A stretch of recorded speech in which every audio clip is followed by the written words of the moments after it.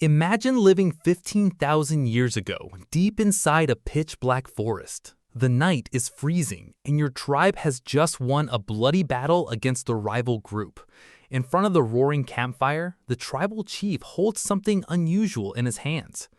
It is not a wooden cup, nor is it a bowl made of clay. He is holding the freshly cleaned top of a human skull. Inside, there is a thick, dark red liquid, ready to be shared with the entire tribe. For a long time, we assumed ancient humans were simple creatures who only knew how to hunt and sleep. However, recent archaeological discoveries in a cave in England have exposed a much darker reality. What did ancient humans actually do with the bones of their defeated enemies? The answer will completely change how you view our ancestors. To them, the body of a fallen enemy was not just waste to be buried and forgotten. It was a commodity, a symbol of absolute power, and sometimes an emergency source of nutrition. Scientists initially believed that the mutilation of prehistoric human bones was a sign of pure cannibalism. When starvation struck during extreme winters, human meat became the ultimate last resort for survival.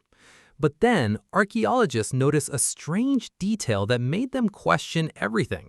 Why were the cut marks on these bones so neat, almost resembling a piece of deliberate craftsmanship? If they were just hungry, they would have smashed the bones brutally to extract the marrow inside.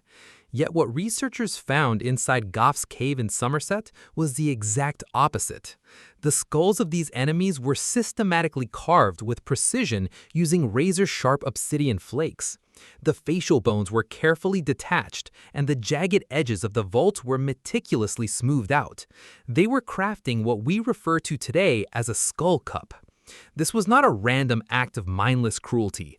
It was the very first form of psychological technology used to dominate a territory. Why go through the immense trouble of turning an enemy's head into a drinking vessel? Psychologically, drinking from an enemy's skull was a way to absorb the strength or spirit of the defeated. Every time a prehistoric warrior raised that skull cup, a silent, terrifying message was sent to rival tribes. Look at what happens to those who dare challenge us. But this grim secret does not stop at skull cups. Researchers also discovered that long bones, like the arms and legs of enemies, served another chilling purpose. These bones were frequently engraved with complex zigzagging linear patterns. This was a prehistoric record-keeping system written in blood. A single notch could represent a newly conquered territory or the number of enemies successfully eliminated. The bones of enemies were transformed into trophies of victory and tools of pure propaganda to terrify outsiders. In a brutal prehistoric world without laws, fear was the best currency to guarantee your tribe's safety. The more savage a tribe's reputation for treating the dead, the less likely they were to be ambushed. But did every ancient human group participate in these gruesome practices? Apparently not, and this is where the fascinating divide happens. Neanderthals, for instance, treated their dead quite differently compared to early Homo sapiens. For early Homo sapiens, modifying enemy bones was a sacred war ritual combined with an extreme survival tactic. There is even evidence that smaller bone fragments were later turned into amulets and worn around the neck.